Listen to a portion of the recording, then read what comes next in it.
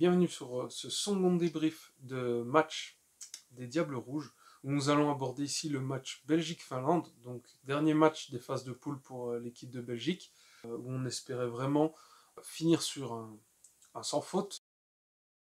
Avant le match, déjà on retrouvait un contexte pour aborder le match normal, puisqu'on sait ce qui s'est passé avant la rencontre avec le Danemark. Il y avait cet applaudissement à la 10e minute, donc ici les Belges ont pu aborder le match tout à fait normalement. Et comme je le pressentais un peu, ce match a servi de test à Martinez, qui a aligné un 11 complètement différent. Et d'ailleurs, c'est la première fois qu'on voyait un 11 aussi différent par rapport au match de préparation qu'on a vu juste avant l'Euro. Ces titularisations ont eu son lot de surprises qui ont fait plaisir ou non en fonction des affinités qu'on a avec certains joueurs. Alors, on a retrouvé au goal Thibaut Courtois, ce qui est tout à fait normal. On aurait peut-être pu avoir une titularisation de Mignolet pour un match, puisque je pense que, à moins que Courtois se blesse, ce que je ne souhaite pas du tout, je pense que les deuxième et troisième gardiens n'auront pas la possibilité de jouer. Ensuite, en défense, on a retrouvé Vermaelen, Boyata et Denayer. Donc Vermaelen qui voit sa première titularisation depuis les matchs de préparation. Boyata qui revient dans le 11 de départ et Denayer qui se voit redonner une chance. Bon, je pense que Martinez voulait lui redonner confiance après ce qui s'est passé contre le Danemark, ce qui est compréhensible. Et encore une fois, vous pouvez, si vous ne l'avez pas vu, aller voir mon débrief du match contre le Danemark. Je ne trouve pas que Denayer ait fait un si mauvais match que ça, bien que son erreur de début de match ait coûté un but. Je pense qu'il a quand même eu assez de positif dans son match précédent, donc il se voit redonner une chance. Ensuite, au milieu, on retrouvait à gauche Chadli, qui était titularisé dû à l'absence de Torgan Hazard, qui n'était pas sur la feuille de match, car apparemment il avait reçu un coup contre le Danemark, donc ils ont préféré faire l'impasse sur ce match, qui est compréhensible. Alors on sait que Chadli, Monsieur Martinez le porte en haute estime et qu'il lui fait confiance. Moi personnellement, je ne suis pas du tout convaincu par Chadli. Je ne nie pas son apport défensif et sa capacité à rester à son poste et à faire le travail, mais je trouve que son apport offensif est vraiment limité et en plus je trouve que ma vision s'est confortée après ce match contre la Finlande, mais ça on l'abordera un peu plus tard. Au milieu de terrain, sans surprise, Witsel et De Bruyne qui m'ont montré toute l'étendue de leur talent au match précédent, donc ils se retrouvent titulaires. Et ensuite, la deuxième petite surprise, Trossard, qui est un test, on le sait. Vu la blessure de Castagne, on n'a plus de backup à Meunier. Donc je pense que M. Martinez a voulu essayer Trossard sur ce poste-là, ce que je trouve un peu bizarre, puisque Trossard est plus habitué à jouer aux avant-postes sur le côté gauche, qui normalement il serait plus amené à jouer au poste qu'occupe Hazard en début de match, que sur le côté droit, dans un poste plus défensif, on va dire, dans la composition belge. Bon, c'est un test, je pense que Trossard est capable, et puis nous verrons au fur et à mesure du match que défensivement, c'était assez correct. Et ensuite aux avant-postes, Hazard et Lukaku, donc là il n'y a aucune surprise. Et puis la petite satisfaction personnelle, c'est la titularisation de Doku, joueur qui m'a beaucoup impressionné durant les phases de groupe, qui a fait des bons matchs offensifs, qui est capable de se donner défensivement, même si bon, on sait que physiquement ce n'est pas non plus un joueur super costaud, mais on a vu techniquement et il est capable d'apporter beaucoup par ses percées, par ses dribbles et par ses passes. Donc très content de le voir titulaire. On peut se dire en voyant cette équipe de prime abord que ça pouvait poser quelques questions à certains postes, mais moi je trouve aussi que ça rassure d'un côté de se dire que on a possibilité de comble à peu près partout, ce que l'on n'avait pas précédente Coupe du Monde. Donc c'est vraiment rassurant, en espérant que on ne perde plus de joueurs dans la suite de la compétition. Donc nous allons commencer à aborder le match, la première mi-temps, et tout de suite on a pu constater que l'entrée en matière a été compliquée, puisque moi je m'attendais à ce que la Finlande essaie de jouer la deuxième place et leur qualification. Malheureusement, ils ont décidé de se contenter d'un résultat nul, donc ils ont joué à 11 derrière. Bon, c'était un peu leur schéma de jeu sur les matchs précédents, mais j'ai trouvé quand même que sur les matchs précédents, ils ont été capables d'apporter un peu plus offensivement. Ici, c'était vraiment de la défense avec les 10 joueurs reculés, avec au minimum toujours au moins 6 joueurs dans la surface de réparation, et ils ne jouaient pas les contre-attaques, ils ne se précipitaient pas vers l'avant, surtout en première mi-temps, ils construisaient toujours en partant de l'arrière, ce qui du coup a donné une première mi-temps complètement en faveur de la Belgique. Donc on a un début de match très très lent avec une maîtrise collective belge qui conserve bien le ballon, qui fait tourner, bon, qui essaie de trouver les failles. On a vu beaucoup de passes de passes hautes en direction de Lukaku. On a vu les quelques percées de Doku. Malheureusement, on n'en a pas vu assez de la part de Hazard, je trouve, sauf en toute fin de première période, ce qui est un peu dommageable. D'ailleurs, Doku, qui a directement montré de quoi il était capable et a tenté plusieurs fois de rentrer et de passer. Et il a tenté une fois, donc au fur et à mesure du match, ils ont interverti de place avec Hazard. Il s'est retrouvé sur le côté gauche et on a vu une percée de sa part, donc il a repiqué dans la surface et essaie de tenter une frappe enroulée en visant le côté opposé qui amène un arrêt magnifique de Radeki. Donc la Belgique a tenté, sans pour autant en faire trop. La Belgique a tenté, malheureusement, le travail défensif finlandais, il faut le reconnaître, même si bon, on apprécie ou pas ce mode de jeu, le travail défensif finlandais, pardon, était vraiment bon et c'était compliqué. La Belgique a toujours buté sur leur défense et c'était compliqué d'amener des choses offensivement tant la défense était resserrée. Côté défense belge, je trouve que la défense a rassuré au sol dans les courses. Surtout au niveau de la vitesse, on a vu directement que bon, déjà la capacité de retrait de Vermaelen reste, malgré son âge avancé, on va dire, reste quand même quelque chose de très correct sur lequel on peut compter. Et Boyata de Nayer, bon, ce sont des jeunes joueurs, ils n'ont aucun mal à se donner sur le terrain. On a vu ils arrivaient toujours à bien se replacer. Les quelques longs ballons finlandais qu'on a pu voir dans cette première mi-temps n'ont jamais été dangereux. Et bon, vu qu'ils ne jouaient jamais les contre-attaques, la défense n'a jamais vraiment été mise à mal, surtout en première mi-temps.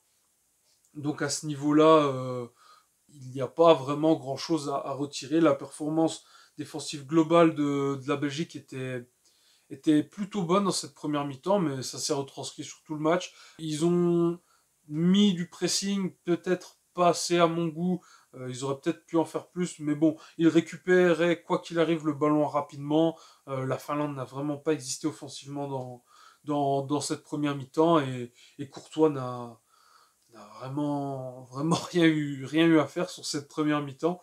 Le match a dû lui paraître plutôt long.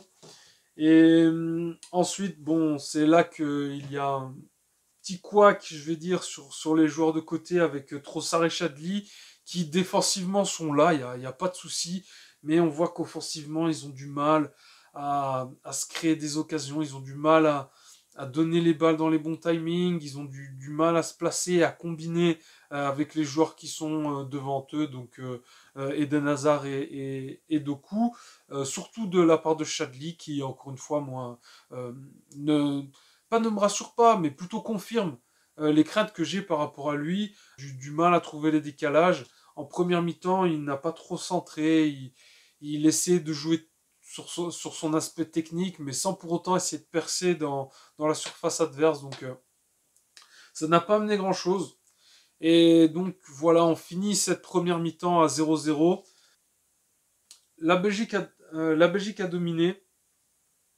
Pour autant, elle ne s'est pas vraiment rendue vraiment dangereuse face aux cages finlandaises, mais il faut quand même rendre hommage à la défense finlandaise qui a fait un travail formidable sur tout le match. Quand même la petite mention en fin de première période sur le penalty non sifflé de Hazard. Alors c'est pas scandaleux, c'est pas scandaleux, il n'y a pas outrage et il n'y a pas une faute énorme sur Hazard, mais on a vu par passer dans le foot des pénaltys sifflés pour bien moins que ça, surtout que à la VAR, je trouve qu'on voit bien que Hazard est poussé dans le dos et accroché au niveau du pied.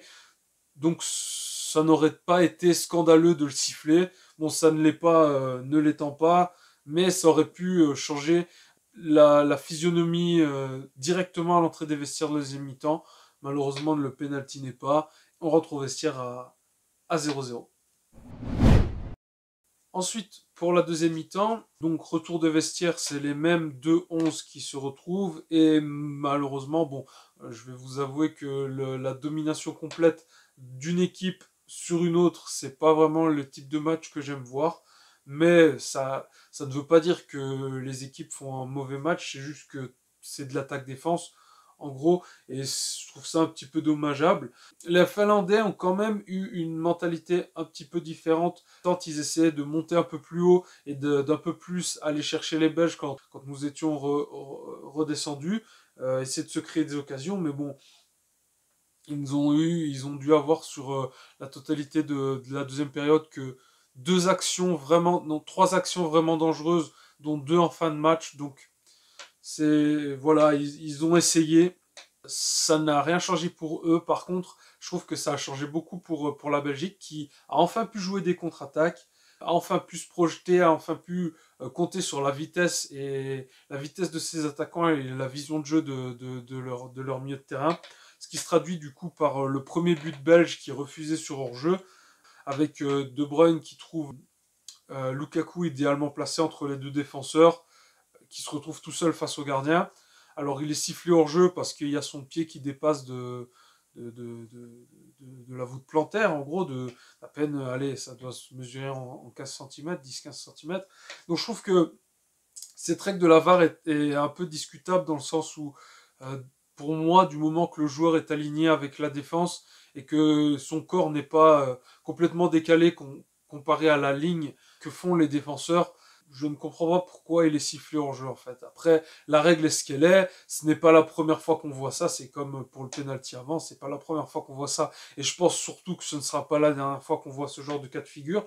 Mais je trouve vraiment que c'est dommage et que ce but, s'il avait été validé, aurait pu directement donner un bol d'air à la Belgique et changer la physionomie de la deuxième mi-temps. Malheureusement, il est hors jeu. Mais bon, comme j'ai dit, ça n'a rien scandalé dans le sens que c'est déjà arrivé et que je suis persuadé tant que la règle restera comme ça, s'il y a un bout de doigt qui dépasse, le joueur est sifflé hors jeu, on sera amené à en revoir d'autres.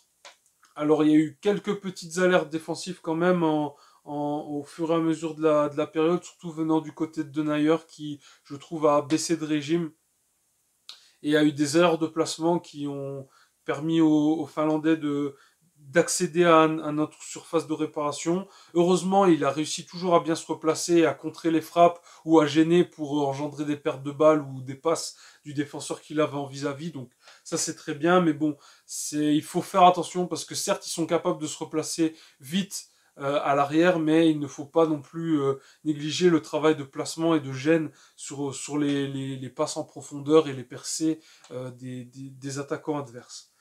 En dehors de ça, il y a toujours ces problèmes latéraux, je vais dire, surtout venant de Chadli, qui, je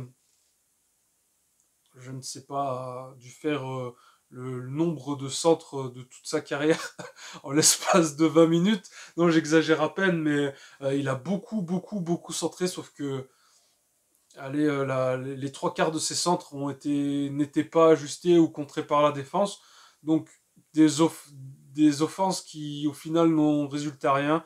Il y avait peut-être mieux à faire. Après, il tente, ok, mais ça n'a jamais été concluant. Et je pense que ça devait être une consigne peut-être du coach qui lui a demandé de plus centrer. Et du coup, il est resté bloqué là-dessus et il n'a plus rien créé. On n'a plus rien eu venant de sa part, malheureusement. Il n'a pas réussi à créer d'occasions de but, ce qui est un peu dommage. Majoritairement, du coup, dans cette seconde période, on a vu beaucoup plus d'actions belges. Donc c'est vrai qu'il y a eu ce petit défaut offensif venant des latéraux, mais c'est vrai que je parle beaucoup de Chadli parce qu'il touche énormément de ballons, mais Trossard c'est exactement pareil.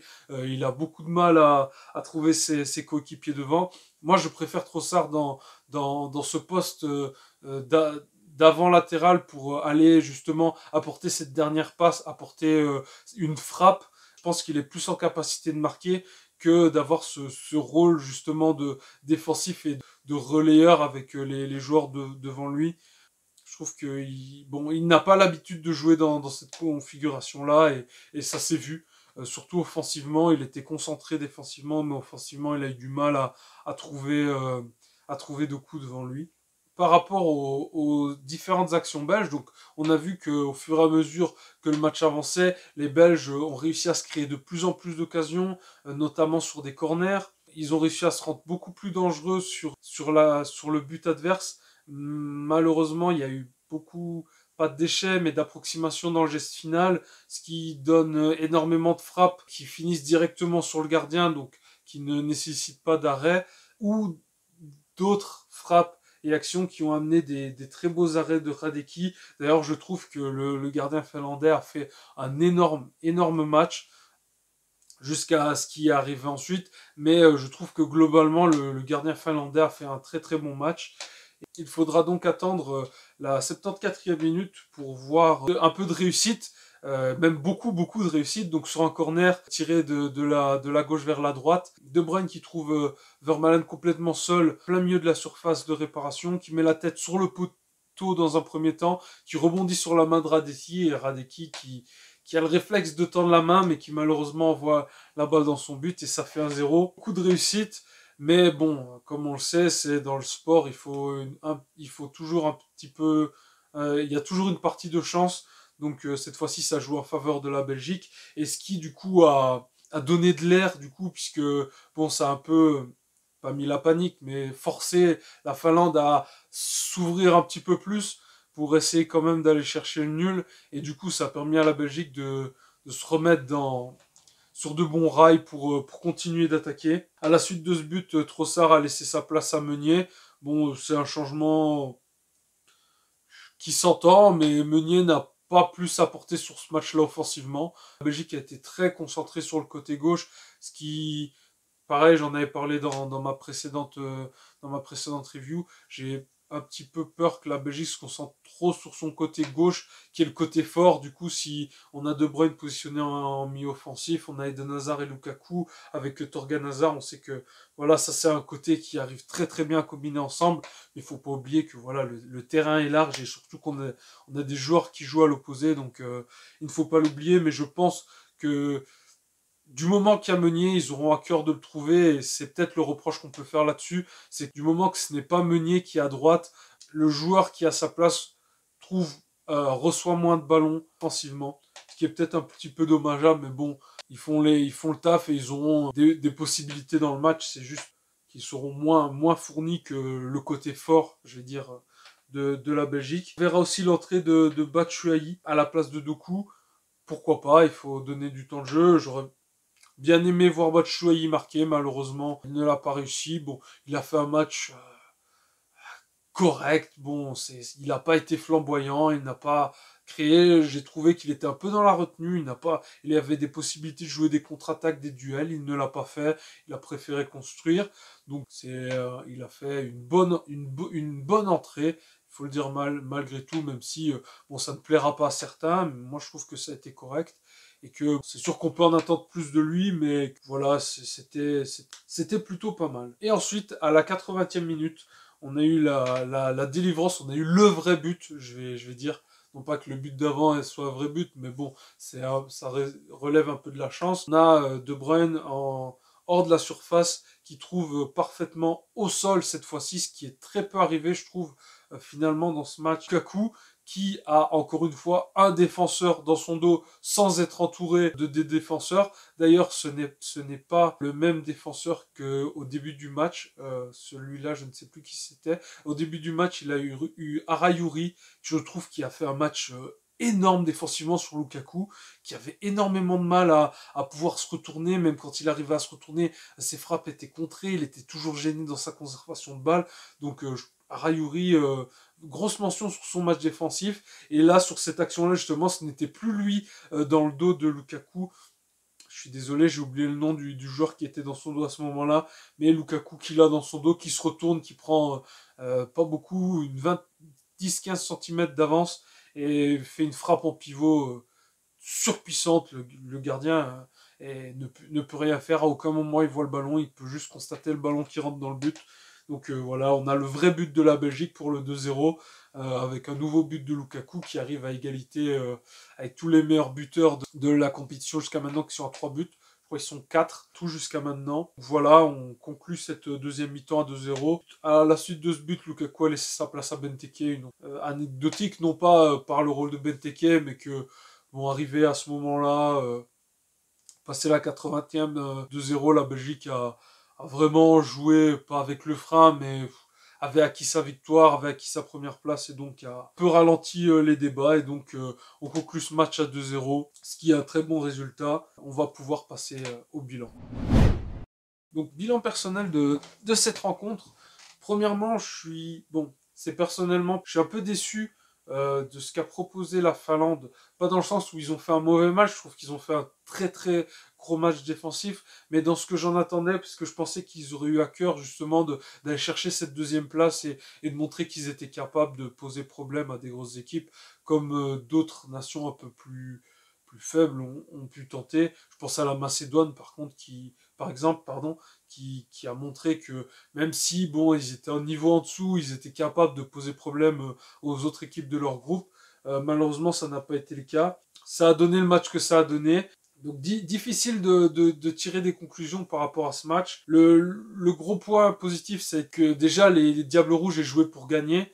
Alors j'ai regardé le match sur un canal avec des commentateurs français, pas pour critiquer leurs commentaires, mais ils ont essayé de nous vendre le match comme la Belgique essayait de pas jouer puisque le résultat nul contentait tout le monde.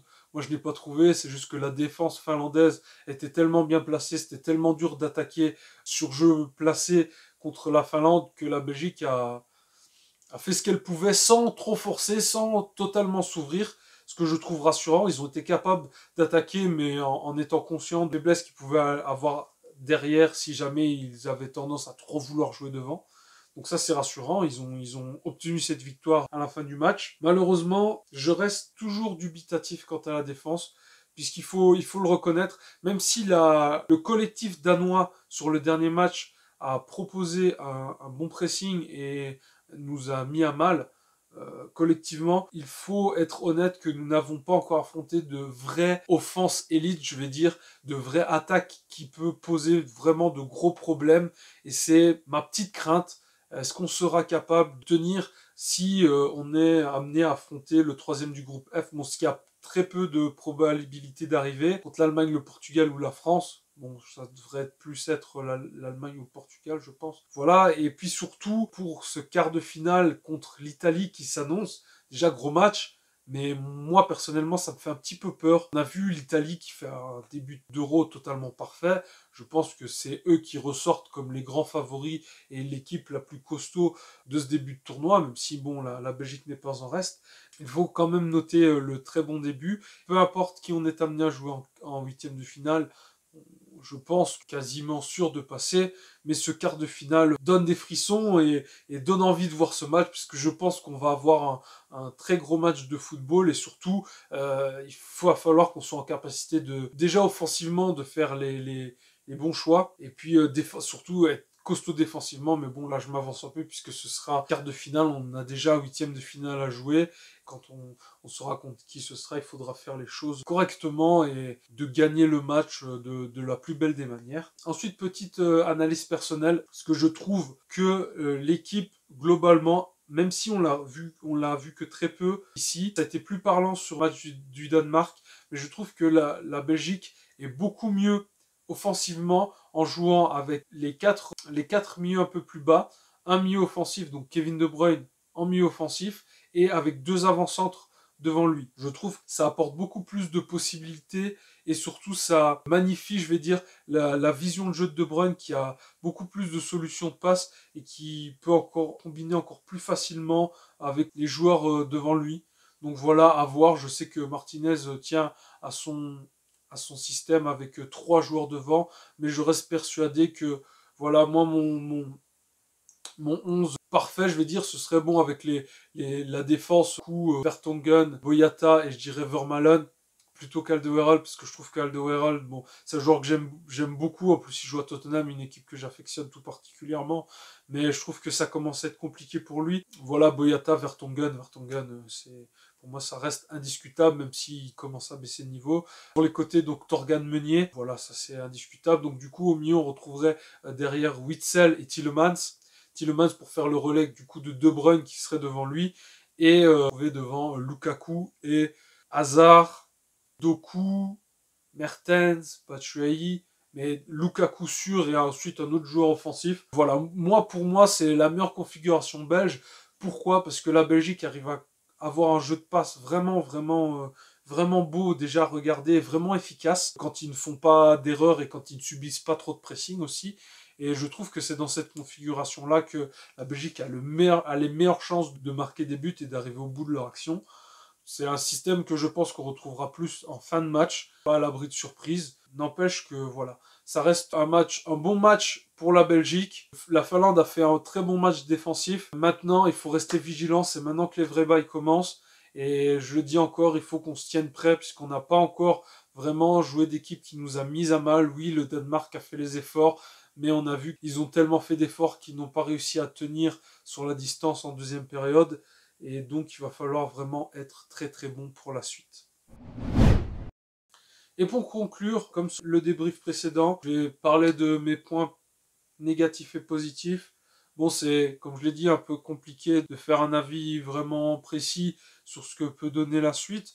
Tant ce match a été inégal, bon, ça a été de la possession belge en grande majorité. Pour les points négatifs, ça va être un petit peu pareil que sur le match précédent, sauf qu'ici, ça va être recentré sur vraiment les latéraux. Fort offensif de Chadli et Trossard également, mais Chadli qui a touché énormément de ballons, pour moi, il confirme que offensivement, c'est compliqué. Limite, il serait parfait pour jouer back gauche dans une défense à 4.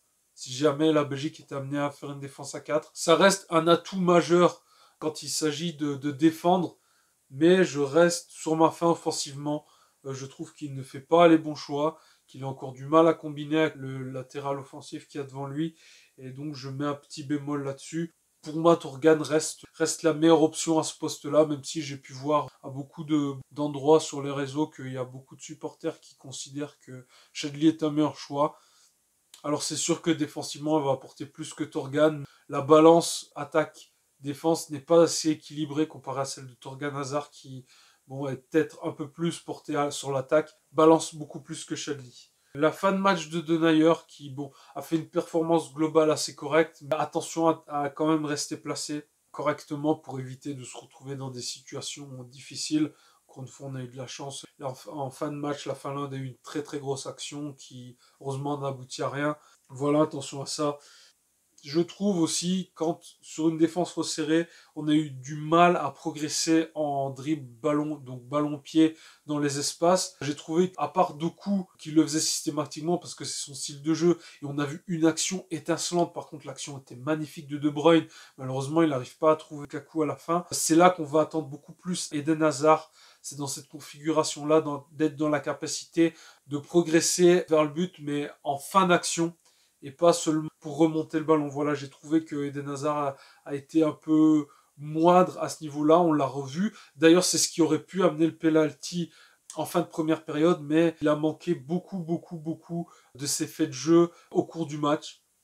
Ce qui est un peu dommageable parce qu'on le sait capable de ses exploits, notamment sur le débordement où il enchaîne sur sa frappe. Donc, sa frappe est complètement dévissée, mais on sait que c'est le genre d'action qu'il affectionne tout particulièrement et qui fait entièrement partie de son jeu. Voilà, quand il arrive du côté gauche, qui repique pour atteindre plus ou moins l'axe central et frapper lucarne opposée, c'est quelque chose qu'il est capable de faire. Et les points positifs, bon, je vais pas les citer à chaque fois. Là, je vais plutôt parler de la connexion De Bruyne-Lukaku qui, euh, je pourrais en parler pendant des heures tant c'est magnifique et tant les joueurs ont de facilité à se trouver, peuvent avoir de possibilités ensemble. C'est vraiment quelque chose sur lequel on va pouvoir compter. Et c'est vraiment satisfaisant à regarder. Je veux dire, quand on n'a qu'à voir sur les célébrations de but de Lukaku, on voit que c'est des joueurs qui aiment jouer ensemble, qui ont des facilités à se trouver, qui, voilà, limite qui jouent l'un pour l'autre. On a vu d'ailleurs en première période des des tentatives de 1-2 entre De Bruyne et Lukaku, ou des passes à Lukaku qui a essayé de faire des décalages vers De Bruyne, qui malheureusement n'ont pas abouti parce que la défense finlandaise était vraiment bien placée. Mais voilà, cette connexion est vraiment magnifique. Et au-delà de ça, je pense que globalement, le gros point positif, c'est la maîtrise collective. La Belgique ne s'est pas enflammée, ne s'est pas dit on va mettre tout devant pour essayer de marquer. Voilà, ils ont maîtrisé leur rencontre. Le score est tout à fait logique. Ça aurait pu être plus important si la Finlande avait essayé de jouer un peu plus aux avant-postes. Bon, ils l'ont pas fait. Pas plus à dire. Si, n'empêche, une petite chose que j'apprécie, mais sur lequel il va falloir tempérer, c'est l'apport offensif de Denayer et Boyata, qui, des moments, ont vu qu'il n'y avait pas de possibilité de passe et prennent l'initiative d'avancer ballon au pied. Ils ont la capacité. D'ailleurs, on a vu une frappe de Denayer qui passe complètement à côté. Le rapport offensif est non négligeable et dans des configurations de match, on se retrouve quand des équipes qui jouent totalement derrière. Je trouve que c'est intéressant. Le dernier point, du coup, mon petit shout-out, là, ça va être à Doku, qui m'a énormément fait plaisir sur ce match. C'est un joueur qui m'a beaucoup, je l'ai dit, qui m'a beaucoup impressionné sur les matchs de préparation. Je suis vraiment content qu'il ait eu un gros temps de jeu. Voilà, il sera après le premier but belge et il a montré qu'il pourra compter. Donc j'espère qu'il fera partie des super subs qui pourront rentrer pour apporter plus offensivement en fin de match. Voilà, je pense qu'on peut vraiment compter sur son apport offensif, que sa vitesse et sa capacité de percussion peuvent être vraiment quelque chose d'important dans des gros matchs, voilà, qui vont être plutôt serrés, et on pourra compter sur lui, sur sa vivacité en fin de match. Et bien voilà, c'est tout pour moi. Merci d'avoir regardé ce débrief jusqu'au bout. N'hésitez pas à me partager votre ressenti du match Belgique-Finlande, ce que vous prévoyez pour le huitième de finale qui s'annonce, et surtout ce que vous pensez de ce futur match contre l'Italie, dont on aura l'occasion de se reparler. Voilà, je vous donne rendez-vous du coup au prochain débrief qui sera celui du prochain match, donc du huitième de finale contre la Belgique. Au moment où j'enregistre cette vidéo, on n'a pas encore l'affiche. Et voilà, on espère une victoire, on espère que la Belgique ira le plus loin possible, et moi je vous dis à très bientôt.